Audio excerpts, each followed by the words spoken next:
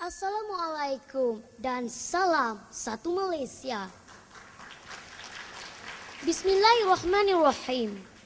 Yang mulia peneraju majlis, yang amat berhormat Datin Paduka Sri Rosmah Mansur, barisan para hakim yang sentiasa berada di paksi kebenaran, penjaga masa yang begitu peka dengan edaran jam, para guru, seterusnya sidang hadirin yang dikasihi. Tampilnya saya di sini adalah untuk menyampaikan pidato yang bertajuk Perpaduan Teras Keamanan Negara. Hadirin yang dihormati, Kamus Dewan edisi keempat menjelaskan perpaduan bermaksud perihal berpadu, bergabung menjadi satu.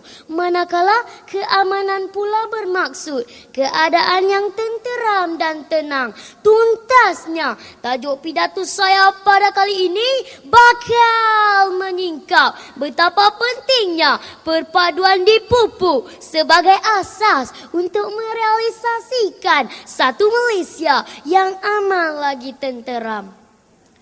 Hadirin yang budiman, memandangkan penduduk negara kita Malaysia terdiri daripada masyarakat berbilang kaum, perpaduan amat perlu bagi melahirkan masyarakat satu Malaysia.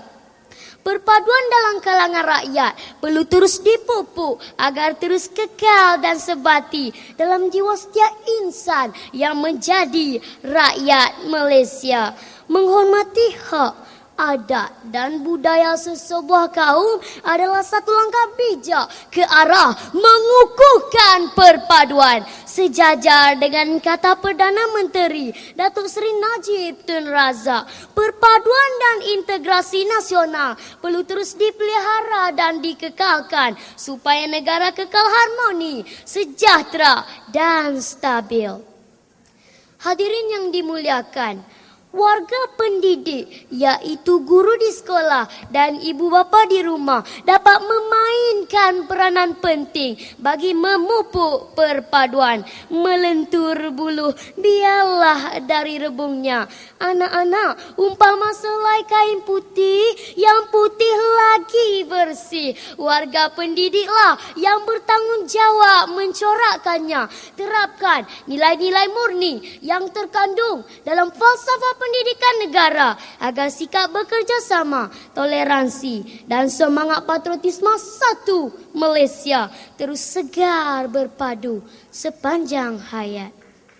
Ini juga perlu bagi membangunkan modal insan yang berkualiti dan mapan serta mampu menyumbang bakti kepada agama, bangsa dan negara.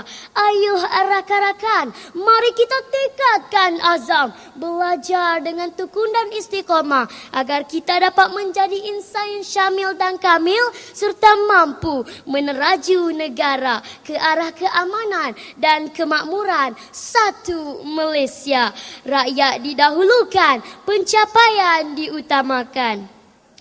Hadirin yang budiman, penglibatan pelbagai kaum dalam aktiviti sosial seperti gotong royong membersihkan alam sekitar, bekerjasama mengadakan kenduri dan ziarah menziarahi pasti dapat meningkatkan semangat muhibah sekaligus dapat mengukuhkan perpaduan. Majlis Rumah Terbuka Malaysia sempena sambutan Hari Raya Aidilfitri, Tahun Baru Cina dan Deepavali mampu mewujudkan persefahaman antara kaum. Penglibatan dalam aktiviti ini membolehkan kita mengenali dan memahami budaya pelbagai kaum di Malaysia.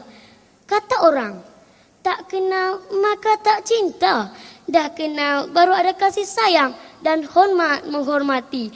Ingatlah, kita berpijak di bumi yang nyata, di bumi Malaysia, satu Malaysia. Kukuhkan perpaduan, pasti akan terjalin ikatan yang padu, bagai isi dengan kuku, bagai hempedu lekat di hati.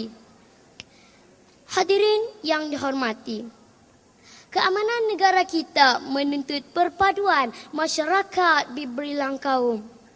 Perpaduan amat perlu dalam usaha membantras gejala sosial dan jenayah di negara kita. Setiap insan tanpa mengira kaum mestilah bersatu padu satu Malaysia dan bersikap telus dan jujur dalam menangani masalah ini. Bertindaklah secara rasional, berpaksikan 5 prinsip rukun negara. Sikap iri hati, bongkak dan tamak haloba hendaklah ditangkis. Bersatu kita teguh, bercerai kita roboh. Akhir bicara, ayo hadirin, mari kita eratkan persahabatan, sebatikan keikhlasan, gilapkan perpaduan. Pasti akan terjalin ikatan yang padu, bagai isi dengan kuku, bagai hempedu lekat di hati. Majulah satu Malaysia, sepakat membawa berkat. Sekian wabillahi taufiq wa hidayah. Wassalam. Satu Malaysia.